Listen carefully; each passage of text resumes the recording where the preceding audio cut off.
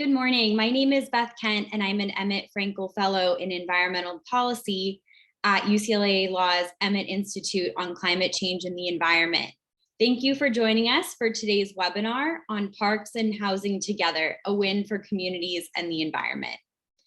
We'll be hearing from an expert panel about joint development of parks and affordable housing, which is a promising solution to addressing park inequity and housing insecurity, and for improving extreme heat resiliency. In Los Angeles and beyond, low-income communities of color are disproportionately impacted by extreme heat and other climate-related emergencies, have higher rates of pollution and less access to parks, and are at greater risk of experiencing gentrification and displacement.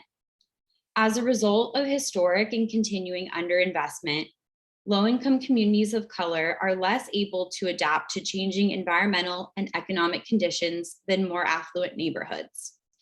For example, during heat waves, low-income residents have to choose between paying higher utility bills to cool their apartments and purchasing food.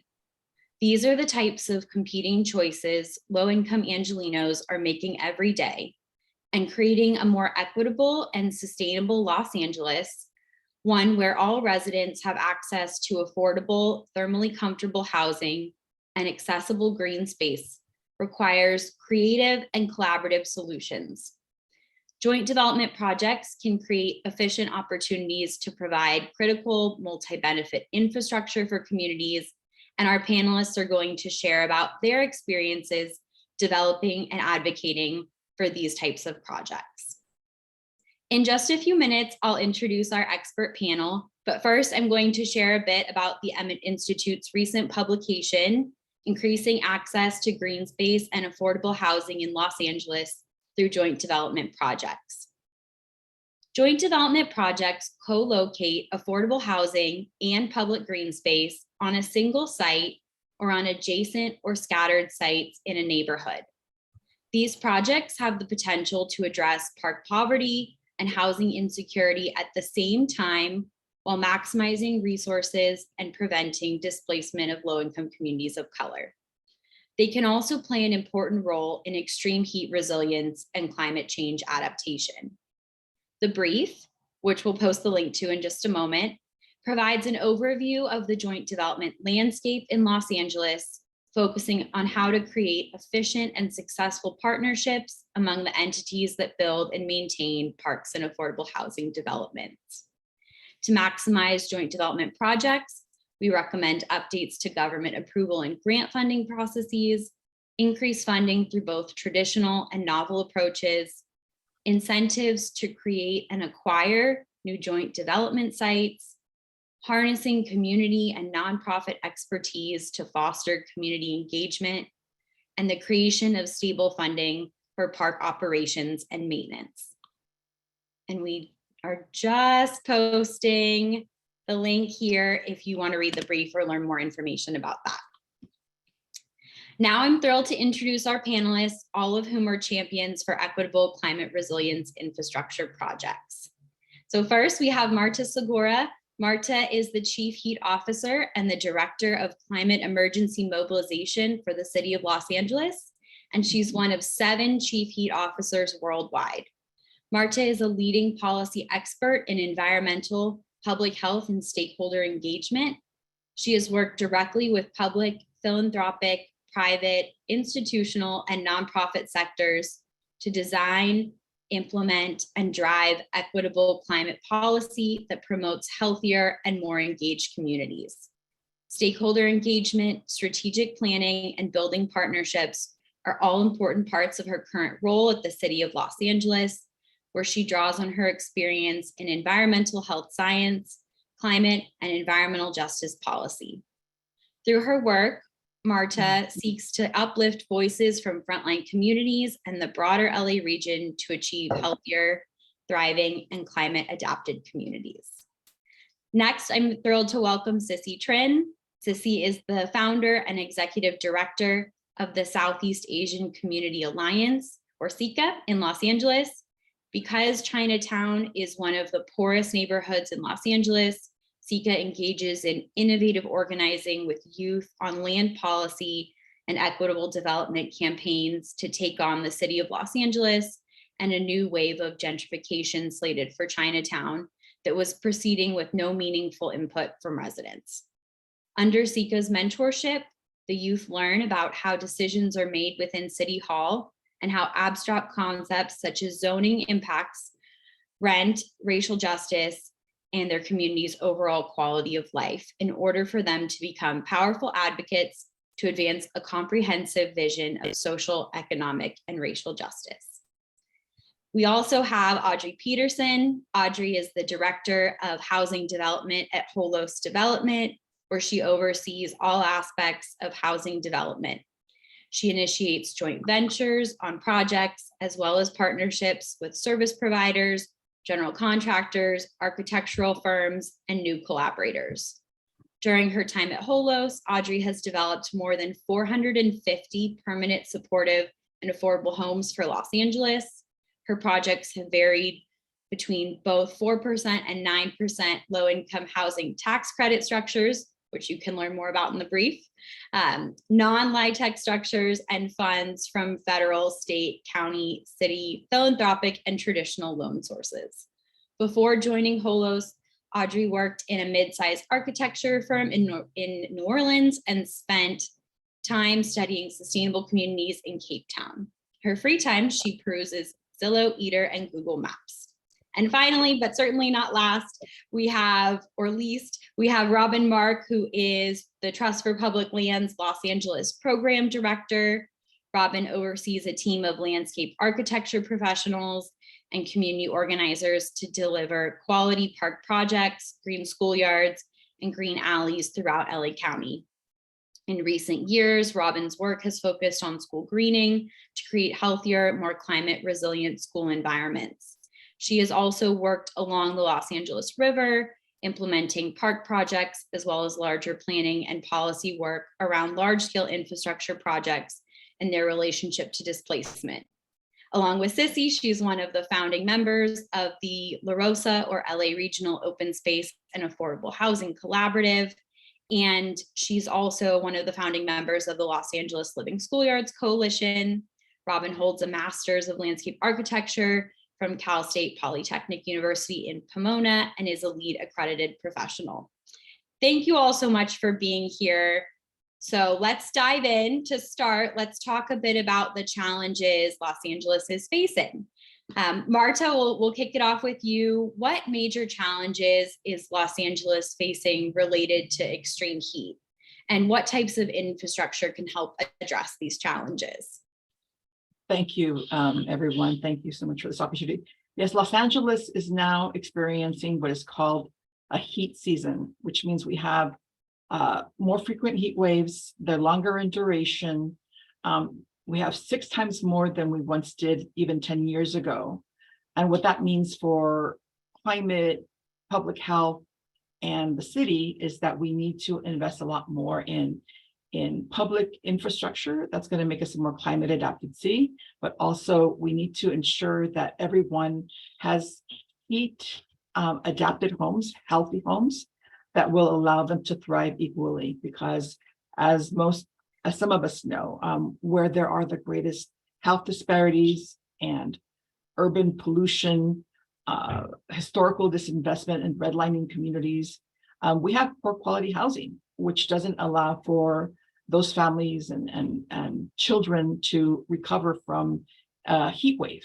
And therefore, this UCLA heat risk map that we've been looking at demonstrates that there are excess mortalities and hospitalizations in the areas where you would expect, right? Where we have the greatest disparities overall.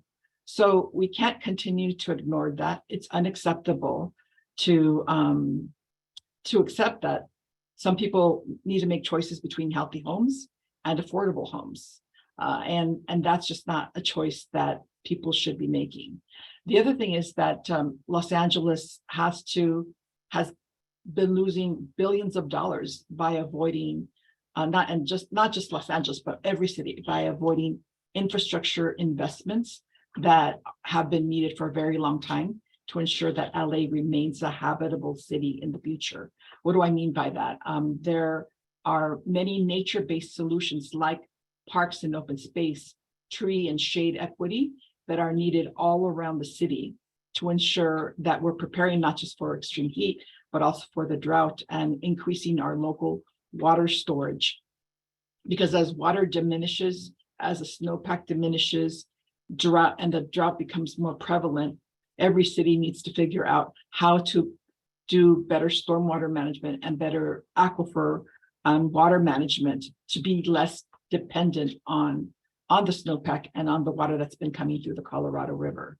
So those are just a few of the things that LA is doing, but I also wanted to mention that 50% of those that perish in the sweltering heat are the homeless or the housing insecure. And the other 50%, as I mentioned earlier, live in unhealthy housing or are affected in their jobs that don't protect our workers from extreme heat. So the urban heat island effect is and has been created by this concrete jungle that has created an unhealthy scenario for many people. So placing homes adjacent to parks is needed, is desperately needed, but it should not be at the expense of reducing existing park space. Our children and families must reap the benefits of parks and nature, and they should not have to choose between those.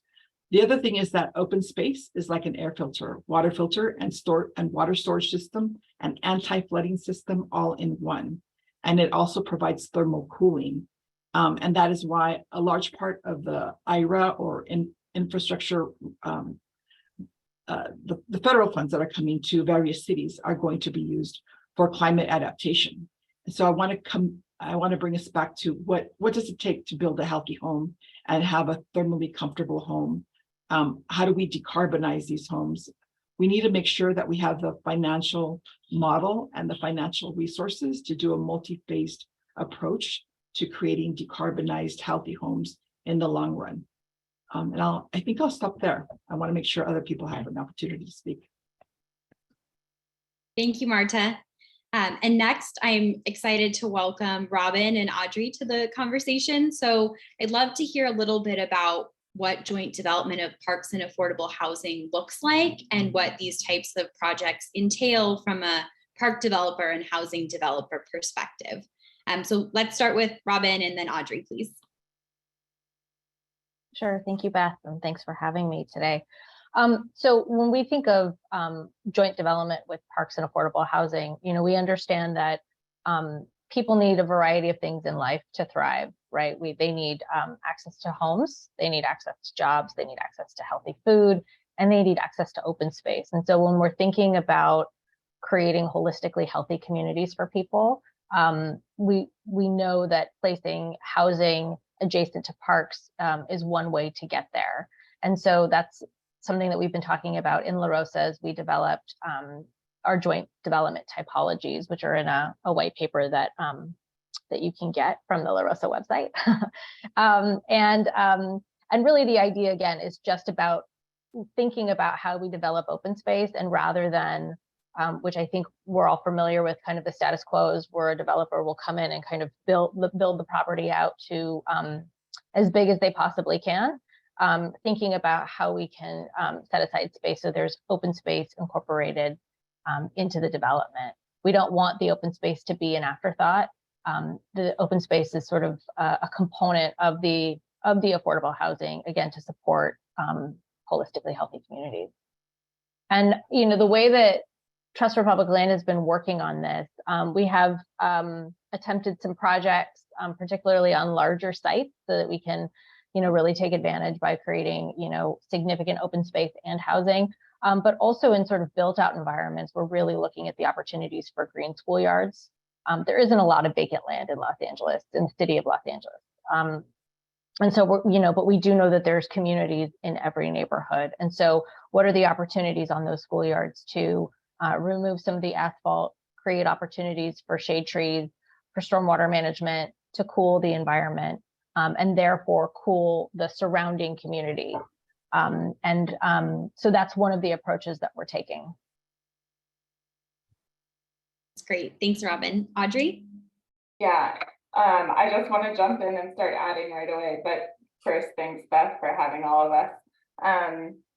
So Robin mentioned not having parks be an afterthought and also not having housing be an afterthought. And I think that's really the basis of La Rosa's work in joint development work, is any purposeful coordination between a park and housing entity, right? To build in tandem and coordinated efforts. Building takes a really long time, development takes a really long time. That's true of parks and housing. It's true of any development, if I'm being honest. But when we talk about our typologies, and if you read the paper, right, there's sort of 6 laid out typologies of how joint development can proceed, which is like together on one site, together on different sites, but within a neighborhood. The scattered site model, that's towards neighborhood transformation, master planning developments, and housing as a ground lease on parkland, which I'm sure we'll get back to when we talk about barriers, and then transformative, green infrastructure with housing and anti-displacement strategies is like the goal, I would say. But all typologies, and really what we're talking about is that coordination between where are we placing parks and where are we placing housing. So the people who are, benefit from one also benefit from the other. And likewise, don't lack the benefit or get pushed out because one is coming in without the other. So I think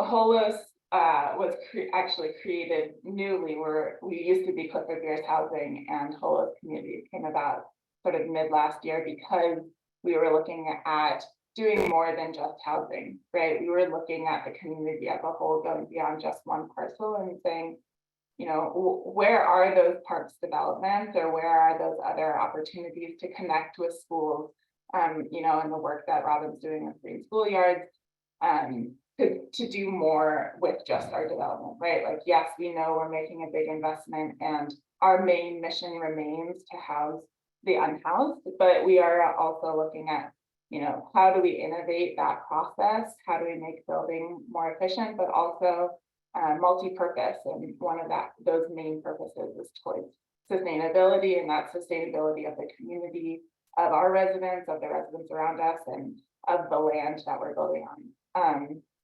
So I'll mention 3 examples that we're looking at, and Beth does a really good job outlining the intersections, Isla de Los Angeles, as part of her paper. It's a 54-unit project with, basically it was created out of a leftover traffic median at the corner of Imperial and Broadway, right where the 105 meets the 110. And our first mission was, right, like, how do we reconnect this parcel to the surrounding neighborhood?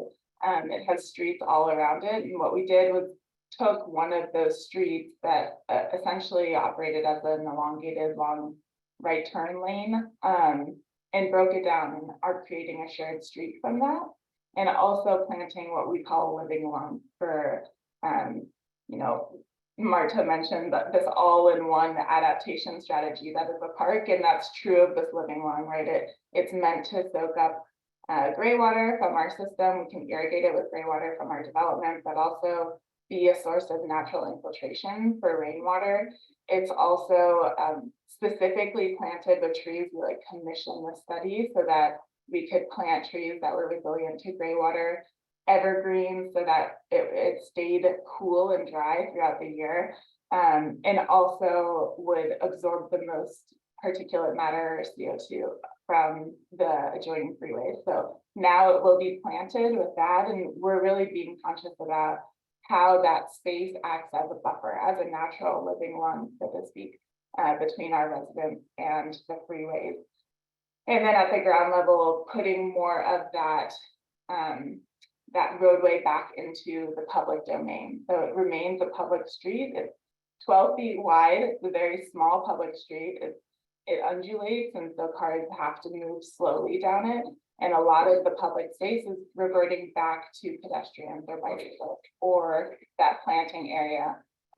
So a very, very active, quote unquote, park space, paseo, so to speak, but a lot of benefits to our residents and also the larger community. And we're under construction still, and we're already seeing how this is going to be transformative to the community. It connects into this larger Broadway Manchester project, but also 3 parcels around our property have been bought, are now planned for housing development, which we like to be that anchor and make sure that affordability is staying there, and hope those developments are also affordable.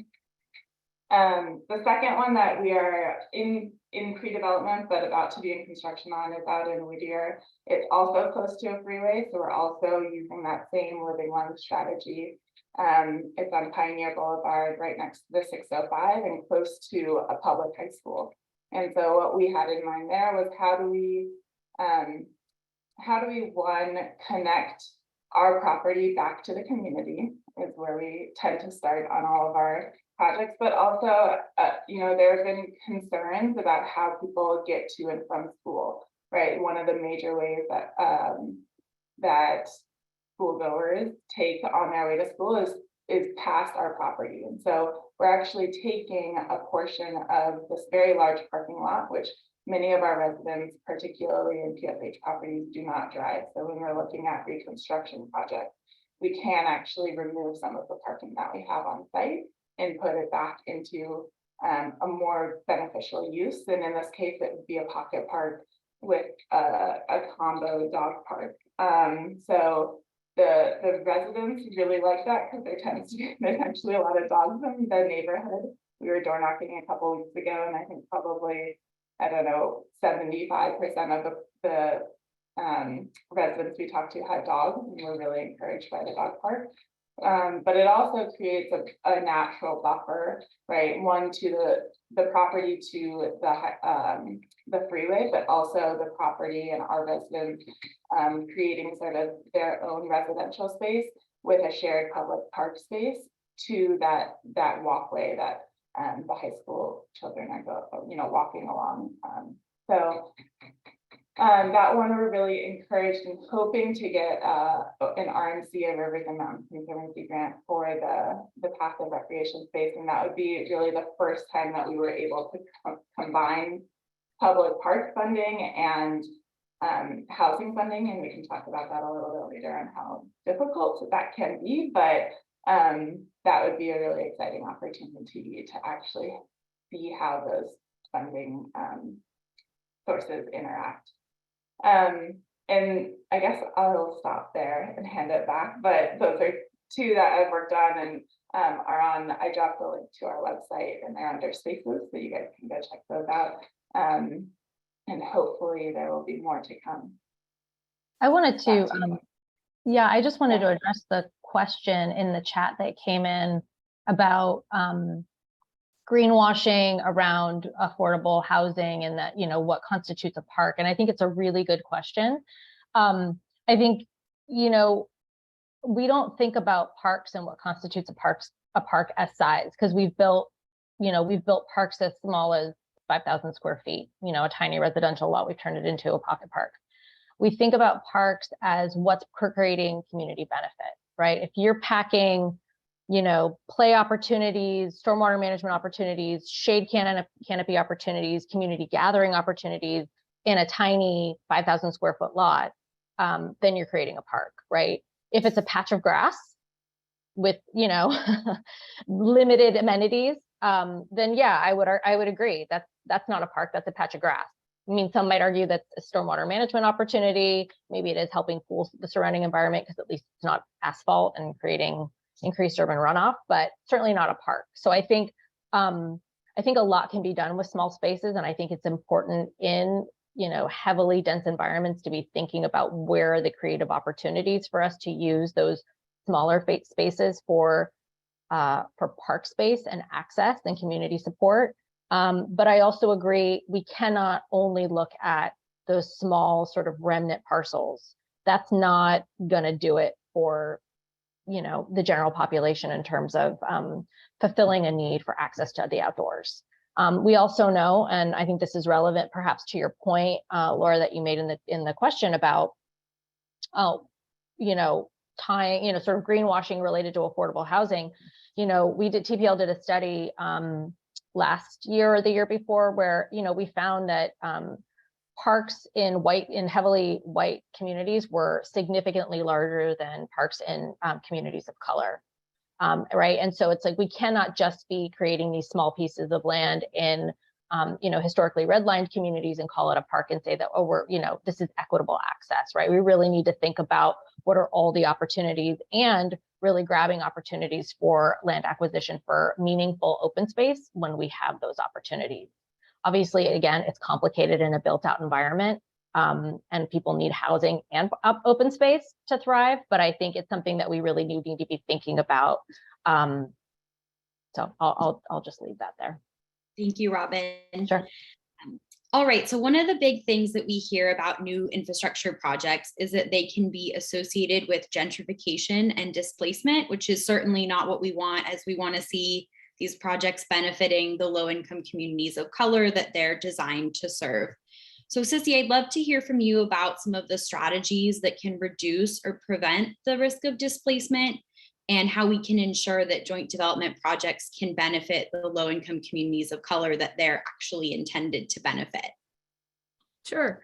I think a little bit of like context setting, a lot of the work we do, so we're an organization that's based in Chinatown that has seen hundreds of years of infrastructure investments, most of which have been used to basically displace and destroy our communities. If you think about Union Station, Dodger Stadium, or the freeways, right? They were all built on top of our communities in order to move them somewhere else. And oftentimes communities of color in particular who are starved for good investment, right? I don't really like the term disinvestment, because we've gotten a lot of investment in Chinatown. It's just the kind that brings in pollution and, disrupts our communities. I think, historically, the promise has always been new investments will be new economic opportunities, all these good benefits. But what we've seen over a century's worth of development patterns and public investment in particular is those promises never materialize, right? So they always talk about like access to jobs for local residents. Well, if all the application processes and all the pipelines into those jobs require that you have a connection to the employer, that you speak, read, and write English, then that excludes our communities, right? If you have local procurement policies that don't specifically outreach to and engage small businesses and micro businesses, then you're just going to go to the same like mega corporations that you've always, because it's easier, right? It's easier to negotiate because these are people who know the process and know how to get through the like public contracting, system. And so I think part of it, what we've been seeing over the last decade or so, is a lot of low-income communities pushing back against these promises that never seem to materialize, and in fact, fighting against things like new parks, new infrastructure investments, and even something small like I've seen in some neighborhoods like Frogtown, like people fighting against park cleanups. So it's not even infrastructure, but just kind of these small changes.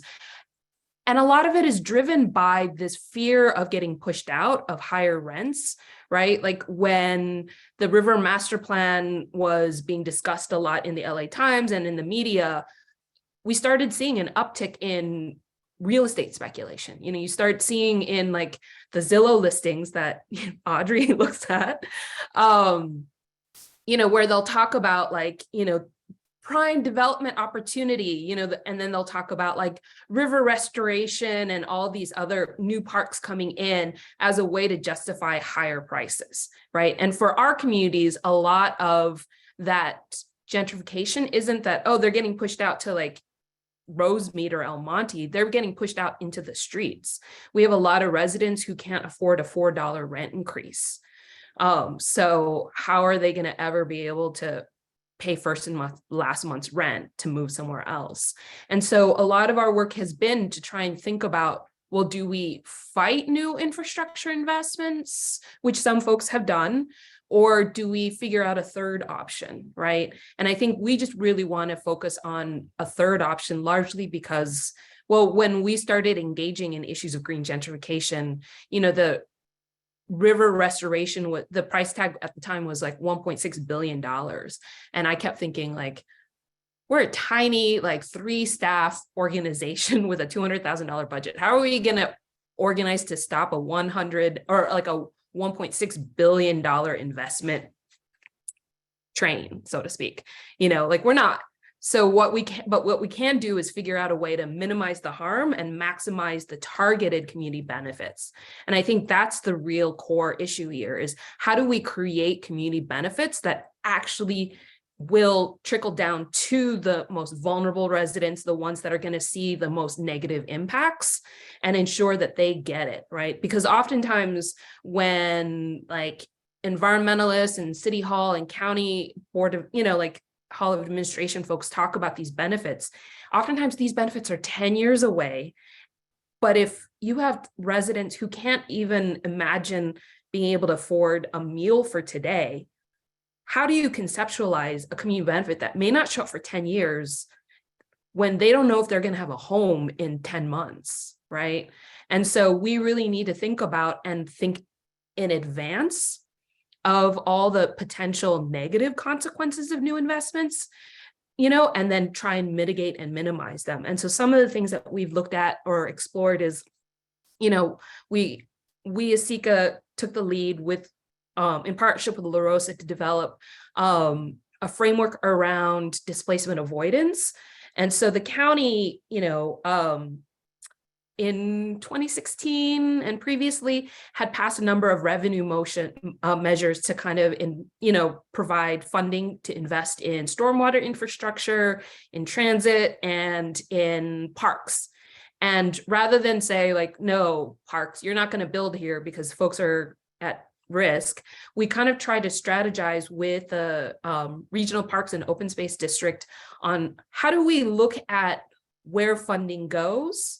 Right? We want to fund for parks and stormwater infrastructure in low-income communities. But if we know that displacement is a risk that comes with it, what are some strategies that we can work with that will allow the Parks Department and the RPOSD to continue doing what they're doing and not ignore the issue, right? And so we created a series of policies in the expenditure plan for Measure A that looked at displacement avoidance. And so some of it is something as simple as, partnering with existing tenants' rights organizations, right? So if you're a park developer or a park agency and you're looking to do a community outreach event to identify what, the community wants in terms of uses on a future proposed parks, bring in a tenants' rights group to table or to do a 10-minute presentation. Right? The park agency doesn't have to build expertise. They just need to outreach and say, we're having a meeting, on this day, can you come? Right? So like trying to figure out ways that are manageable. And I think once we kind of started identifying different strategies, then they, RPOSD started kind of brainstorming their own ideas, and for someone who doesn't know anything about park development or park finance, it was like, oh, wow, I'd never thought of that, right? And so then it became this collaborative process because fundamentally, like parks and open space aren't going to solve our affordable housing crisis, right? But the idea is how do we bring them in as a partner that leverages their strengths and their assets and their different form of creativity, right? To kind of work together, so we're not trying to like get TPL all of a sudden to be dealing with supportive housing, but I think they could come in and, partner with a whole host communities and with Audrey to think about like, well, how do we bring in more trees and a more pleasant public environment for the residents in supportive housing, right? So then that means that Audrey, as the housing real estate person at Holos, doesn't have to think about those aspects, which are outside, I'm assuming, are kind of outside of your expertise, right? And it can be more fun too, right? But again, it's about trying to figure out where the connections and the opportunities to do displacement avoidance, right? And so one of the other strategies that we're looking at is how do you get ahead of the curve? If real estate takes so long, and development takes so long, but the speculation happens as soon as the announcement happens, right? It doesn't happen when shovels hit the ground, when a building goes up. The speculation happens years before that, right? I think DePaul University did a study around the Chicago High Line or Chicago 606, which is a active use infrastructure project through low-income communities in Chicago. And it was like, they found that the speculation happened like what, I think 3 or 4 years before the 606 opened up, right? And so I think that public agencies, city hall, county, state, needs to really, as they're kind of figuring out the plans, doing that research to identify what are the unintended consequences as the plans are being developed, and then identify potential strategies to mitigate it before funding hits, exits the door, right, before RFPs get sent out. And so one of the other policies that we're working on is, this was tied to the LA River Master Plan. A lot of the advocacy work we've done in the last 10 years has been like, so we're not going to stop river restoration, but how do we make it better for the most vulnerable? And part of that is doing, so the master plan includes like a housing chapter that talks about displacement avoidance. And then parallel to it, the County Board of Supervisors last year voted to approve the creation and funding of an affordable housing land bank. So the idea is to buy land or buy property to protect and preserve before the green infrastructure comes in, or in tandem with the green infrastructure, right? So then that way communities can see, like, we're trying to actively think about ways to mitigate the bad before the good comes in, right? And before the real estate speculation comes in. So yeah, so the County Board of Supervisors voted to approve funding at the seed funding of about $50 million for the affordable housing land bank. And so it can be used for preservation of existing housing, or it could be to buy land to build new affordable housing. But again, wanting to be proactive before prices go up. That's great. Thank you, Sissy. So I'd love to talk a little bit about some of the major challenges that are associated with building parks and affordable housing joint developments. And it would be great to hear from each of you from your individual perspectives. So Audrey, I'd love to hear from the housing development perspective, what are the major challenges associated with doing parks and affordable housing together? Yeah, I feel like Sissy just went super high review, and I'm about to take it really nitty gritty back down to the land. But it really, it starts with land, which I mean, I think a lot of Sissy's comments and the comments that we hear today and in the chat is around like the availability of land and who gets land, basically. And my initial response to that is like, we need to be way more comfortable moving up, like towards the sky, right? So that housing is not taking as much ground cover, it's taking more of like the vertical aspect.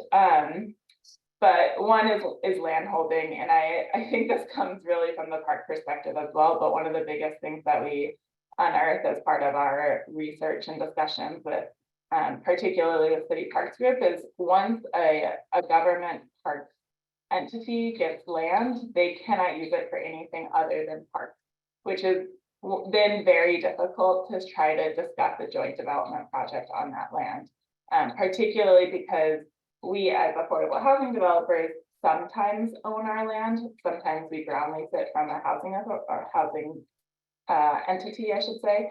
But and Robin maybe can speak to this more, I think it's unusual, it's much more collaborative, I would say, in the parks world to have like land flow between a nonprofit and a government entity, and who takes the O&M of that is all like, we take all of our O&M of all of our properties, whereas I don't know that that's always the case on Robin's side.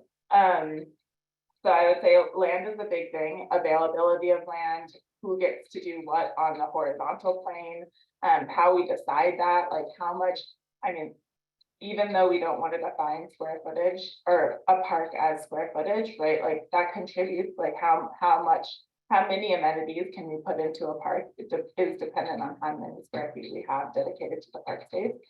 Likewise, how many units I get to put in a housing development depends on my ground square footage and lot coverage. So unless we change zoning, and then that could all change. The other one I would say is funding sources, right? Like the major funding source that we use for low-income housing is low-income housing tax credits. And for a low-income housing tax credit to be applied to a property, you have to have a tax credit investor.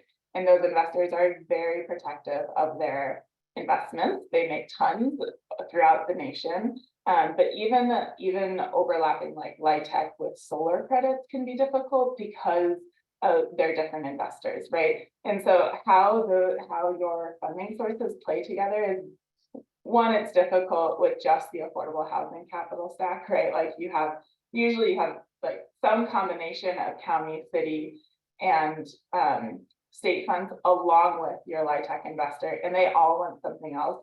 They all want something particular on your property, and you're trying to fit this very narrow box. And so adding in a public park or even a private park, it can be very difficult if there's not some other regulator saying you have to do that, right? If it's on my own volition that I'm adding a public park, I have to go to every single source and be like, there's a reason that you should invest in this, or there's a reason that you should allow this, and it's not too much liability and it's not too much effort from your end. And that's a very long and arduous and uphill battle to have with every single source.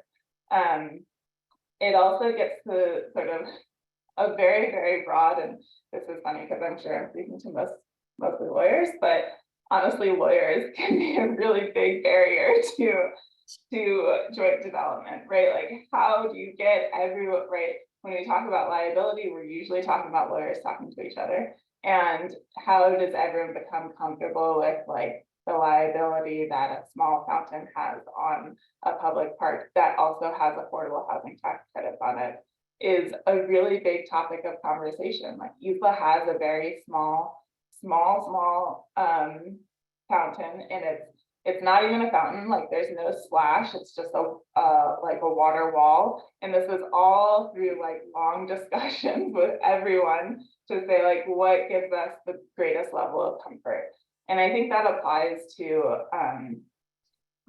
more broadly, like when you talk about code and city standard and things like that too. If you're doing anything in the public right of way, for UCLA, we do a lot in the public right of way. And if we are doing anything non-standard, for example, permeable pavers can only go up to like 15% of what you're doing. Otherwise, then it's considered non-standard. So if we did any more than that for natural infiltration, then we take on all of that material and all of the liability that comes with it. So they're very particular and small and concrete challenges, but there are challenges that come up so often during the design phase, during the funding phases, that it's very difficult to keep moving that forward, and it all contributes to a much longer pre-development phase, a much longer funding timeline. It often becomes more expensive, and we get a lot of discussion around the cost of PSH, particularly in the city, but also in the county and nationwide. And so all of that is contributing to sort of what is good investment, what's worthwhile investment. And I think I'm here today because this is worthwhile investment. It takes a lot of effort from a lot of different people coordinating on, one parcel for however many X units. It's not as cohesive as like, here's a sweeping change that we're going to apply everywhere across the city. I'll stop there. That's great. Thank you so much, Audrey. And Robin, from the parks perspective, what are the main challenges you're dealing with when you're doing, standalone park development versus parks and affordable housing together? I think I agree with Audrey on everything she stated. Our funding is different, obviously, in the park world than it is for affordable housing. It's not as complicated, but it is still complicated. And I think ultimately, like if I were to pull back out and sort of go high level, I think it's, individually park development, public park development that's community led, publicly funded is hard and takes a lot of time. Independently, affordable housing is complicated and takes a lot of time. And so then when you want to put those things together, right, you're just making a process more complicated. That's not to say that it shouldn't happen. And I think that's what we're advocating here, is that we've got to figure out ways to streamline these processes so that they aren't so complicated and we can be more innovative and thoughtful about what we're creating in the public space. In terms of public space, I think an issue, land is obviously a huge challenge, the availability of land, but I think Another thing is that, unfortunately, we secure, I would say 95% of the funding that we use for an individual park project is public, right? We go after grants to create these improvements. And often a huge challenge for us is that, you can get a grant for $1 million, which is a lot of money, but $1 million does not create a public park. Doesn't even matter the size. Actually, the smaller the park, the more expensive it becomes, because you still have to bring all the infrastructure, the electrical, the plumbing, the sewer, all of that stuff. You still have to bring it. So it's less expensive per square foot to build a larger park project. So you have to piece together all these different pots of $1 million, in order to be able to create a comprehensive park project. And so that in and of itself is a huge challenge, because you're spending so much time on administrative work rather than the actual development, that it makes things take a long time. I mean, it sounds really simple, but it's not. And I think, again, part of this work and part of the advocacy and having these conversations in a UCLA webinar setting, I think, is to get us all thinking about how we can cut the tape, right? I think there's an urgent need to address climate issues, obviously, to address our housing crisis. And so the urgency requires that we take some emergency steps in order to get these things built more efficiently and more rapidly. And so that's what I advocate for, is cutting that tape. And then I'll also say, and we don't need to stay on this, but if we ever get back to, folks on the call might be familiar with the Surplus Land Act and how that was passed in the state to actually try to help us get to this point where excess land is utilized for affordable housing and open space. And unfortunately, I don't think it has the teeth that that it needs to really make things happen. And I'm happy to talk about that in depth. I can share some of my experience with that. That's great. Thank you so much, Robin. And Marta, turning to you to hear from the government perspective, what are the challenges in doing these types of projects? I think, Robin was talking a little bit about cutting the tape, but of course, many of these processes are there for a reason. So what are the things that we can be doing to, support a more efficient process for joint development, but while still, checking all of the boxes we need to check to make sure these projects are safe and all the other things you're thinking about from your government perspective? Yeah, I think another limiting factor that we talked about in our Climate Equity LA series last year, when we were speaking to communities about building decarbonization, is that we don't have a sustainable funding source. Not only is land very expensive, but we don't have a sustainable funding source. And this is not specifically Los Angeles, but when cities pass policies like building decarbonization for all buildings, right? And they don't have an analysis of how it's going to create these unintended consequences like displacement, et cetera, then that alone pushes us to think about, so what do we do? Like I think I said earlier, we really need to take advantage of some of the pilots that are going on right now, some of the work that you all are doing, identify what are the funding sources that you've pieced together, identify the funding sources that government pieces together, especially with the Inflation Reduction Act and all the money that's coming from the state of California. How are cities like Los Angeles piecing together public funds and private funds to create successful affordable housing projects, to create successful climate adaptation strategies, and then pulling them together so that people are living in healthy climate adapted neighborhoods with healthy homes. So we need a real effort, like a equitable financing czar.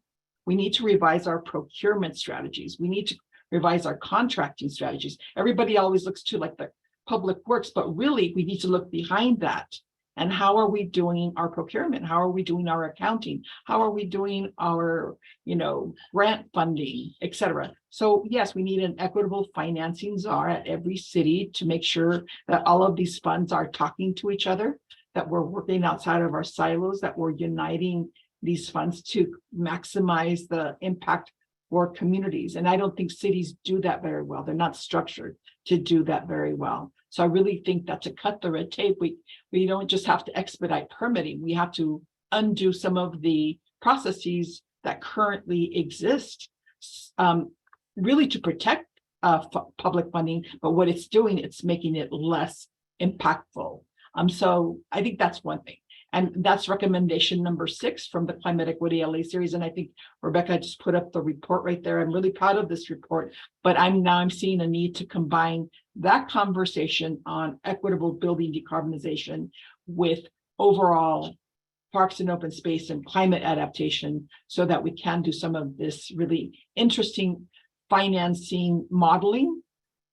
And the pilots that exist right now, like CAMR at LADWP, and a few others like Build, and I'm sure there's others out there that I don't know about. We should all bring those together to see where folks are identifying funding and how we can streamline this process to make sure that we're aligned and helping you all create the vision of your communities that you want to see. But again, I want to reiterate something Sissy said, that it's really important to bring in the voices of the community and not just assume that we know what they want, but to also build trust and ensure we respect that trust, so that we don't bring in burden, so we don't bring in displacement, so we don't bring in harm, because that's exactly what the opposite of what we're trying to create. We're trying to heal communities. We're trying to build healthy, thriving communities.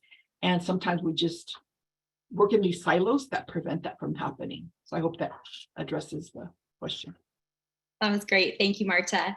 And Sissy, turning to you. So from a community organizing and advocacy perspective, what do you see as some of the major challenges associated with building parks and affordable housing joint developments and ensuring that these projects have the features and amenities that communities like yours are looking for? So I think that, like Martha said, there's always like these promises that oftentimes aren't kept, right? And I don't think it's a function of anybody doing any lying or anything nefarious, but oftentimes I hear the term unintended consequences, right? And I feel like gentrification displacement is a very, very predictable unintended consequence. And it's a reminder to me and to all of us that good intentions doesn't prevent bad harm, right? Good intentions can still be co-opted by other players. And so, I talk a lot about how people come in and want to do good things. It doesn't prevent market rate developers from taking advantage. So as a public sector and as people and organizations that care about the unintended consequences, it's about getting ahead of the curve, preventing it from happening, right? I think from the community side too, there's a long legacy, especially in Chinatown and the surrounding neighborhoods, of broken promises, right? So the biggest, most visible example is Dodger Stadium, right? Originally, as we all know the story, Chavez Ravine was one of the few places where low-income Latinos were able to live and own their own homes. That was eminent domain in order to build public housing. Well, we all know that didn't happen, right? Again, this broken promise. And so there's this legacy of the government's going to do a bait and switch, or whatever. And then there's a lot of co-opting by market rate forces to, around the language of equity and affordability, right? So I always hear this term like housing affordability as a way to talk about not affordable housing that is legally covenanted, but as a way for market rate developers to just build more market rate housing, because they have this notion that has been proved over and over again that it's false, that like more market rate housing is going to drive down prices, which it doesn't, right? And so I think a lot of just kind of managing and understanding all of that and being really prescriptive about how do we ensure that this park, this housing development, or this infrastructure project directly impacts the most vulnerable in this neighborhood, right? Because I think oftentimes when we get presented with projects in Chinatown, they're thinking about this vague concept of what low-income communities look like, oftentimes not at all relevant to the residents in our local community, right? And so I oftentimes will talk to like landscape architects and developers and city officials and be like, what I do oftentimes with my work is the grandma test. Can I explain this project to my grandma in Vietnamese? By the way, I have like a 5-year-old's like vocabulary in Vietnamese, but also in a way that they can see how it directly benefits them, right? Like if you're going to talk about this is going to be better for the climate 10 years from now to someone who doesn't have money for food for today, like that's not helping, right? You have to really think through. And so for example, I was having a conversation with a landscape architect about how, there are certain parks in our community that I feel are not well suited for the elderly or the disabled, that the park benches are spaced too far apart if you have mobility issues, right? And you need to stop and pause. And how do you think about park development, not just for, a lot of parks that I see are designed for basically two populations, like working aid families with small children, so like the little playgrounds, or like teenage boys. Well, what about the teenage girls? What about the seniors who, in Chinatown, a lot of our seniors meet in the park because they don't have space to socialize in their homes, right? They're living in SROs, they're living in overcrowded housing. So are you building park benches where you can only talk to two people at a time? Or are you building small gathering spaces, right? Or are you building large gathering spaces for like raves and concerts that local residents can't afford, right? So a lot of it is really kind of getting really granular about who lives in this community, who works in this community, who's vulnerable and needs these spaces, these programs, these services, and how are we meeting that need, right? And being able to read between the lines, because I think a lot of times when we do like community design meetings and talking to residents about what they want, oftentimes, for example, one of the biggest things they want or they say they want is job training centers, right? They don't want job training centers. They want a pipeline into good jobs. And they think that getting a training center is going to guarantee them a good job, which that's a whole other conversation that I will not bring up. But oftentimes it doesn't, right? And so like being able to understand that, right? And so one of the things, like we did the last time we did like community surveys wasn't, do you want a park? Yes or no? Well, who's going to say no to a park, right? We kind of more specifically asked like, do you want to build a new park or do you want public money to invest in improving existing parks? Right. And then do you want parks with active recreation? And we didn't use that term, but essentially like active recreation, or do you want like a passive park?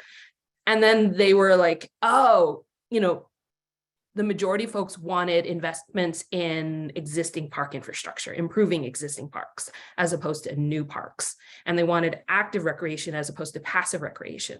And then when we talked about housing, like nobody's going to say, no, we don't want new housing. It's when we started talking about, do you want housing that's affordable to people who are low-income seniors? Do you want housing that is affordable to people working in retail, like, like a CVS or something? So essentially like a minimum wage job. Or do you want housing for, like it got people to understand, like, I don't want just housing for doctors and lawyers who can afford $4,000 a month. We want housing that we can afford. And getting at that kind of like getting them to imagine themselves in whatever we're trying to push for, right? And getting the people who are building these things and funding these projects to really think about that nuance, So I think that's really what needs to happen in order to ensure that the promises made to communities are kept. Thank you so much, Sissy. So we've talked a lot about the barriers, and I'd love to turn now to talk about some of the solutions. So you all have been doing this work for years and are committed to advocating for equitable development. So let's talk about, where do we go from here? What can we do to overcome some of these barriers? And maybe, Robin, I'll start with you and we can touch on the Surplus Land Act a little bit more, and then I'll open it up to the rest of the panel. Sure. Yeah, I think, just specific to the Surplus Land Act, and I don't think that that's going to solve all of our problems, but I do think it's a tool. We need a toolbox, and we fill it with a bunch of different tools. And I think the SLA is one of those tools that needs to be strengthened. The way it plays out right now, there's no real enforcement of the SLA. I think we saw, folks followed the news in Orange County, we saw a lot of issues around the Anaheim Stadium. We're working on a project in Santa Ana with community residents to try to acquire a golf course that's underutilized, a 100-acre golf course for affordable housing and open space that was listed as part of the SLA, but the city doesn't want to sell to us because they want to get $150 million from a market rate developer. But the SLA can't really do anything about it. It doesn't have the teeth that it needs. And so I think as folks on this call are interested in these issues, thinking about how the enforcement comes in for some of these larger policy issues, I think would be really is an important step. I think we found the lack of teeth in planning and policy ultimately is one of our biggest challenges. I think in some of the work that we participated in on the lower LA River for planning related to development of projects along the LA River, there was a housing component that was, created by ECR's Communities for Environmental Justice that was really community-based. But if the cities along the lower LA River aren't going to accept that housing piece, then what good is it, right? We really need this work to be done, not to say that what ECR's did was not valuable. It's that we need our government agencies to really figure out the ways that they can kind of dig in and make these plans and policies that are developed with community in mind and how those can be enforced. I think that's really key. There was a question in the chat about cutting tape, and if I meant or if folks included CEQA in that. I do not include CEQA in that. California Environmental Quality Act is actually really important. It's challenging. I've had to go through both CEQA and NEPA. It doesn't mean that it's any less difficult for open space projects to go through those processes, but that's not the type of red tape that I would be talking about cutting. I really think it comes down to planning, our planning departments and zoning codes that become real challenges. And I know Audrey can speak to that probably far better than I can. But just in terms of next steps and where we go from here, I think that we all need to work creatively. I think that we need to be looking for every outside the box opportunity to really create community-led investments in our climate, open space, and housing. I think that it's and the challenge to that is that the way the government is created, it's not flexible and it's not necessarily creative, right? You have to go down a path and you get these sorts of permits and then you build your thing, right? And that's not what is going to get us to a place where there is equitable access to open space and affordable housing, right? We know that because otherwise we'd be living in that world if we're not.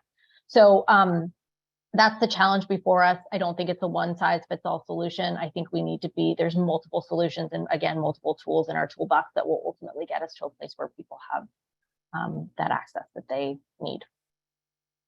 Thanks, Robin. Marta, let's turn to you. What do you think some of the opportunities are for overcoming these barriers and what solutions may exist? Oh, we can't quite hear you.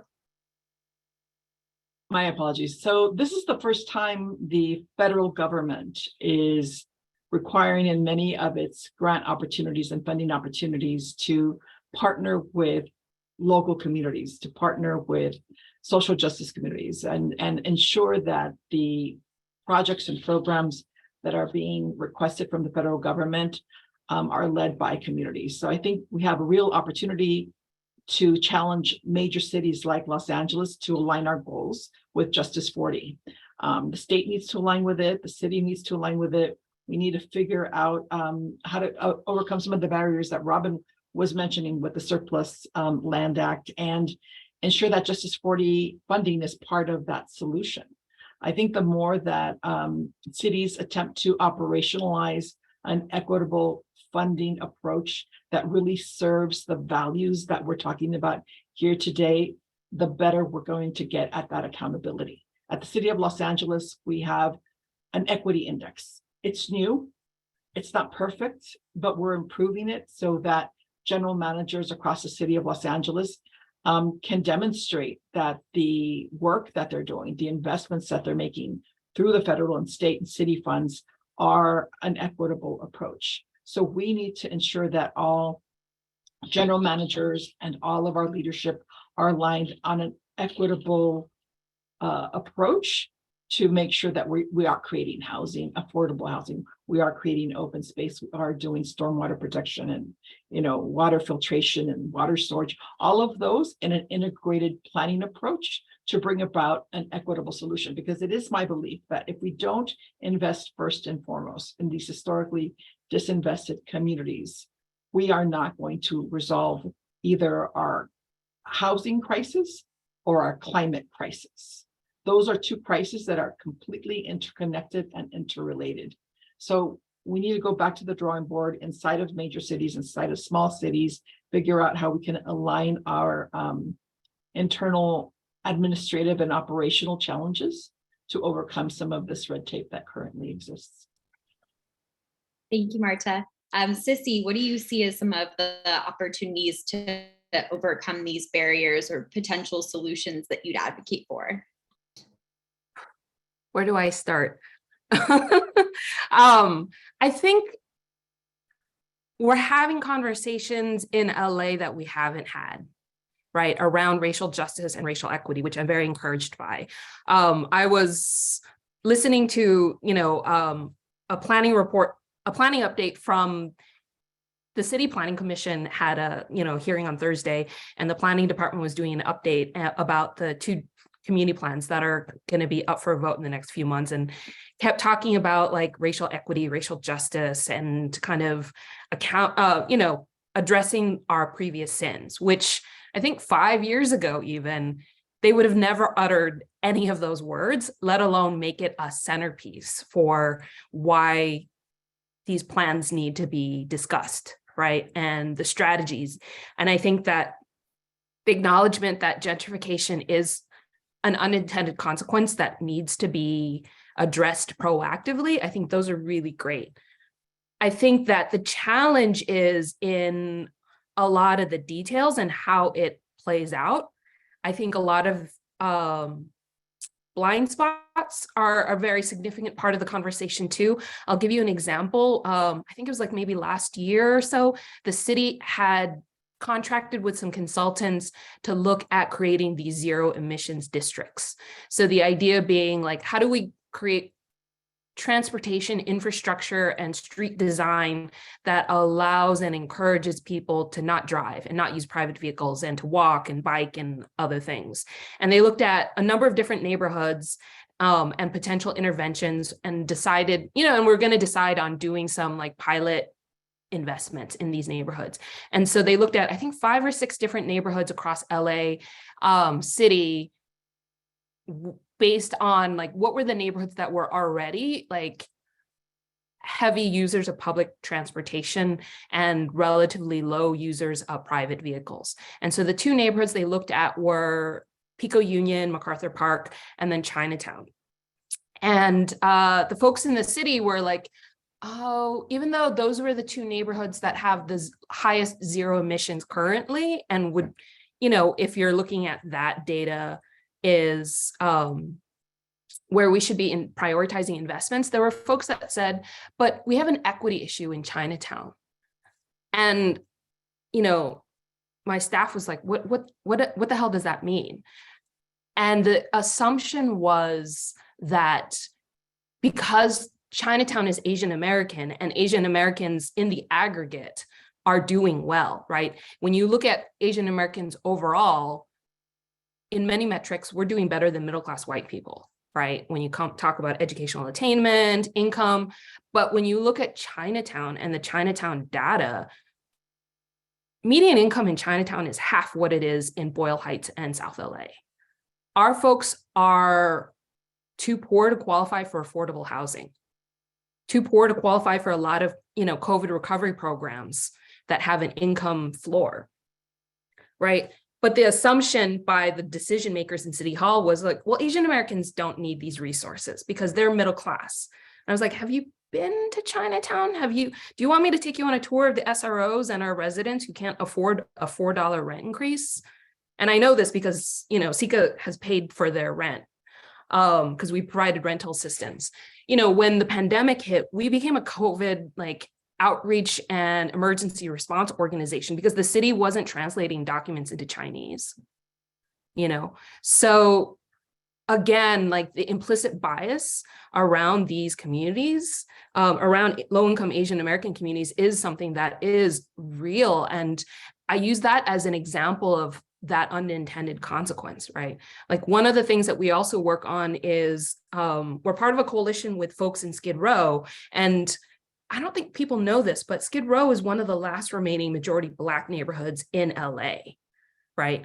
And the needs of low-income Black residents in Skid Row are very different than low-income residents, Black residents in Leimert Park in South LA, and oftentimes when we talk about racial justice interventions for low-income Black folks, it doesn't take into consideration the people that are in Skid Row, and the needs and the priorities and the strategies for them are going to be really different.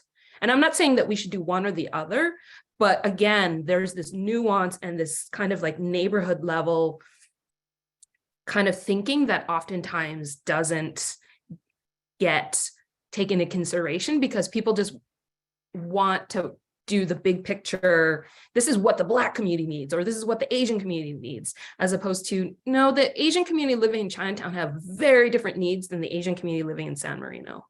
And we need to be able to tease that out and really be strategic about how do we focus on that. Thank you, Sissy. Audrey, what types of solutions are you advocating for, and where do we go from here from the housing development perspective?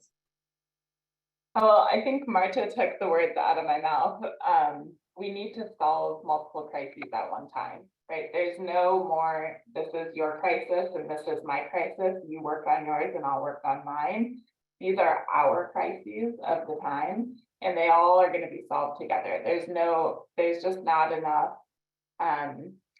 one, bandwidth or money or land available to solve them in their silos. Like what we need is multi-benefit projects. And I remember Marta talking about cooling centers, and there's no reason a cooling center can't be on the bottom floor with housing above it, or a cooling center and then a library, and then, 4 floors of housing, and then rooftop open space. Not the best open space. I would rather that open space be on the ground floor and infiltrating the ground. But there's all these different ideas of, okay, you go here and we'll go here, and that's been embedded because of the zoning and the code that we've created around how we build cities out. But that's just not going to work for us. And we're in a time of quite honestly, like historic investment at the federal level with Aisha and Ira to do these sorts of infrastructure planning projects. At the county level with the land bank, at the city level with ULA, there's all these different strategies that's really going to use particularly Los Angeles with a lot of money in the coming years. But it's important that we're not taking that money for granted, not saying like there's so much money, let's just start doing everything, but rather coming back down to our communities, just as you were saying, and really saying, what does this community need, right? Because this block may be different from the block that's 3 blocks from it, because they're different communities, or they're the exact same community, and they want to be integrated more, right? Like we have to be able to work at our community levels and surveying the actual people that are living there, because at the end of the day, we want our communities to stay exactly where they are, because that's how investment in national security and public safety all happens, right? When one person stays in their home or in their, even if it's a rental unit, if they're staying in that rental unit and their kid is going to school down the block and their job is 3 blocks from the schools, and that's a walkable community. And it's very difficult, particularly when you have so much investment and people working all over the place. And our company works all across Los Angeles County. We're not subject to one particular neighborhood, but we do try to get to know our neighborhoods to say, like, is the park even worthwhile here, right? Like, yes, we could plant trees here and it could be a great source of natural cooling, but is there something else that you guys need that's better, that you feel is more necessary so that you remain in your communities? So I think that's, the overarching idea of our space, our projects, our built environment is really important as we look to the future of Los Angeles, but also of urban landscapes moving forward. But yeah, it's a challenge. I mean, I think everyone's been pounding the pavement. I mean, I feel like something we talk about, on the administrative side is how do we reduce burnout and make sure that good people continue to work on the homelessness crisis and community organizing and on the climate crisis, because these are challenges that aren't going away, but they're very difficult to solve. And so how do we get all of those smart people in one room, or at least, how do we create a working group and reduce the zoning barrier or the code barriers to working together to build those multi-benefit projects, or communities, I should say, not just the projects themselves. Thank you so much, Audrey. So with our last few minutes, I'd love to take a couple of questions from the audience. And I see Robin is diligently working through that chat box as well, which is great. And we can send out resources and answers as well if we don't get to everything. But would love to open it up to the panelists if there's any questions you all would like to answer during the last few minutes we have today.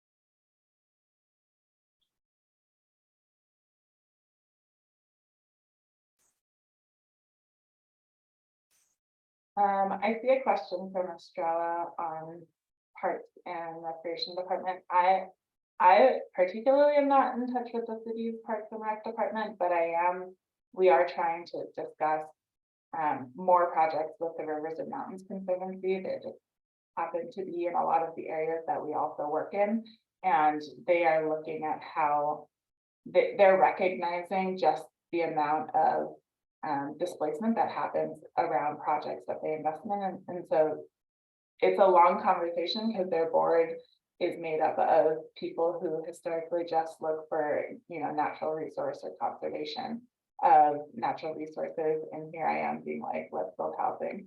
And they're like, what are you bringing to us again? And so it's a really difficult conversation, but it is one that's like, I'm telling you to build housing because it's the anti-displacement strategy to the project that you're working on, this like multi-million-dollar project that you're working on right here, right? So like, we need to discuss all the parcels around that property that could possibly become housing, otherwise those people move. So it is something that I know they're looking at very, with a lot of, maybe intimidation is the wrong word, but they're slowly creeping into the housing area. I only know Robin and I actually met with the city Park and Rec Department, and that was where the tidbit on once it becomes parks land, it cannot be housing land came from, and so that brought us back to the drawing board a bit, but I haven't touched base with them since then. I do want to actually just jump in on the Parks and Rec thing, because I think it's important. I recognize our City of LA Parks Department has a lot of growth to do and evolution in terms of serving 100% of residents and making sure that everybody has a quality park. Again, back to this idea of like what constitutes a park, quality park that actually serves residents, that's well maintained, where you feel safe going to the bathroom. We have a long way to go in the City of LA to get there. But I do think, and maybe it's just a symptom of Rec and Parks needing like a better publicist. They do a ton of community supportive services that they don't really talk about. During COVID, some of you may know that they were actually opening their rec centers for students, so that students who couldn't attend Zoom school actually had a place to go where they could be safe and be online and have a quiet place to learn. They use their rec centers for in heat events, extreme heat events. Rec centers are used as like a sort of impromptu resiliency hubs. And they've also committed in the last year to opening 30 LAUSD campuses in 3 years for shared use on the weekends, meaning that they are going to pay their staff to go onto LAUSD campuses, open the gates, provide programming and all the resources needed so that kids in the community can come access that yard on the weekends. And those are schools that are targeted in areas that don't have sufficient park access. So I think Rec and Parks is really working on serving residents that are not currently served. I think they're also, it cannot be understated how they are always, their budget is always slashed when the budgets are tight, and they're always tight. Rec and Parks is the first to get cut. So I think we need to, I mean, I completely agree. There's a lot of room to grow.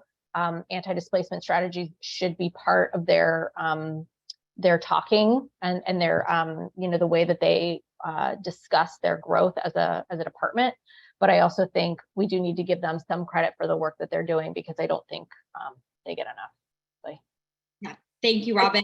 And I'll say both the city and county parks departments were interviewed as part of the brief writing process, and they're really interested in this issue. They do have some constraints, like as Audrey mentioned, the California Public Parks Preservation Act. And so I think one of the real opportunities is to continue to have these conversations and identify, opportunities for the parks departments to weigh in on these types of issues and to support these types of projects. So I'm really happy that that came up, but they certainly were a part of the interview processes for the brief and have been part of these conversations. And I want to jump in too, just some of the things that Robin was saying, like parks are a vital community resource, right? It's where people gather, where people learn about communities. Like I think about exactly what Robin was saying, our local park during COVID was used as a temporary homeless shelter. We hosted vaccine and testing sites there. They distributed food for kids, who couldn't get food during, in schools. They do a lot, right? And oftentimes they do it without funding or support or infrastructure, right? I think about the number of parks rangers and park staff who have to serve as homeless service providers. And it's that's not what they've ever been trained to do. But what are you supposed to do when you have a small encampment, right? You don't want to kick them out. You don't want to police them, but you're not trained to do all of these things, right? I think part of the challenge is trying to come up with solutions that don't add to their burden, right? That are uncompensated, that essentially make their lives easier. I think that why the work we did with the regional open space and, RPOSD and county parks was we approached it as, this is a problem that you keep running up against. How do we work together to come up with solutions that work for your agency and for your staff, right? Because otherwise, if we come in as advocates yelling at them, you need to work on housing, and it's well, it's in the county charter that the Parks Department can't work on housing, right? But if we work with them collaboratively, and that's the point of La Rosa, right, is how do we come together to come up with solutions as opposed to additional barriers and additional headaches that add to the timeline, add to the complication, and fundamentally add to the cost of projects, right? We want to solve these issues for communities, but we want to do it in a way that supports good projects happening quickly and cost efficiently. And sometimes it takes a while, right, to build that trust, to come up with strategies that actually can be implemented, and then to advocate for more funding. Because the reality is our existing funding sources aren't adequate for all the issues that we need. Even with IJA and IRA, and last year we had that huge state budget surplus. These are existential threats, and $1 billion isn't going to solve it. Thank you, Sissy. And since we have just a couple minutes left, I don't think we'll get to the rest of the questions in the chat, but we can follow up with folks individually. I'd love to give each our panelists an opportunity to share a final thought before we wrap up. So Marta, we'll start with you. Any closing remarks to send the panelists on their way? Well, I just wanted to thank everyone again, and also for the recognition that the climate crisis and the housing crisis and really the public health crisis that we are in right now should and can be addressed together. It's a challenge for our leadership, and our leadership should figure out ways to use the successful models that we have already tried and the best practices there, but work really hard to align those resources so that we're not using each other's time and resources ineffectively. But I really love that theme that we all touched upon in this panel. And I'm challenging not just City of LA leadership, but all leadership out there to figure out how we can collaborate and unsilo, align and maximize our resources to address these issues that are so interconnected. If we don't address them together, then we all fail. Thank you, Marta. Audrey, final thoughts? Sure. It's hard to sum up final thoughts into a single sentence or two. I would echo Marta's. I would also say, and maybe getting to one of the questions that that someone had, is, you know, if you want to advocate for joint development or advocate for affordable housing, go find elected officials to advocate to, because that's how it's going to happen. People just need to know that these are things that their constituents want to invest in, and there are great advocacy organizations. Like SCAMP is our industry organization, the Southern California Association for Nonprofit Housing. Abundant Housing isn't perfect, but they do a lot of advocacy as well around housing. And so there's always, you know, advocacy groups to join to as well. But I would say, you know, it's really a call to everyone. I mean, it's certainly a call to leadership, but it's a call to constituents too, and people who are really wanting to invest in their communities, to stand up and fight for what they want there. Great. Sissy, closing thoughts? I think that for me, a lot of it is about what's next. You know, I think hopefully our conversation has sparked in the audience ways in which to think about, like, what am I going to do next, right?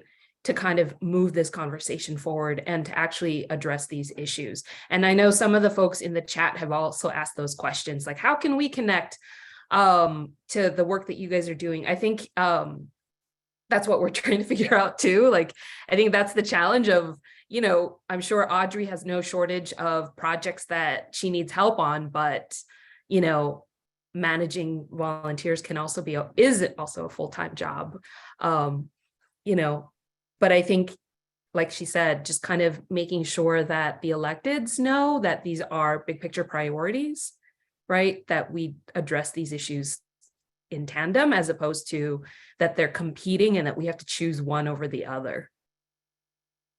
Yep, that's great to see. And Robin, final thoughts from you?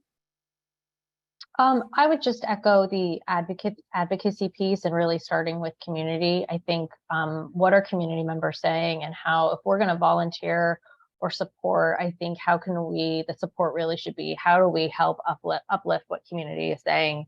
Because that's really the driving force behind all of this work. You know, Sissy, Marta, Audrey, and I can work till we collapse. But like, if the community voice is not really heard in mass, and we don't get the electeds to hear what community is saying, we're only going to be able to take things so far. It really is driven by that, by the public voice. Thank you so much. Well, on behalf of the Emmett Institute at UCLA Law, I want to thank all of our fabulous panelists for joining us today, and for their work on these issues, and to thank all of the attendees for joining us. And special thanks to Heather Morphew and Rebecca for helping get this webinar up and running. We couldn't do this without all of the support. So thank you all, and we'll send out a follow-up email that includes links to the brief, links to all of the resources that were mentioned today, and we'll try to tackle some of those other questions from the box. But please feel free to reach out to any of us if you have follow-up questions, and we really appreciate your interest and support of this work. Have a great day, everyone.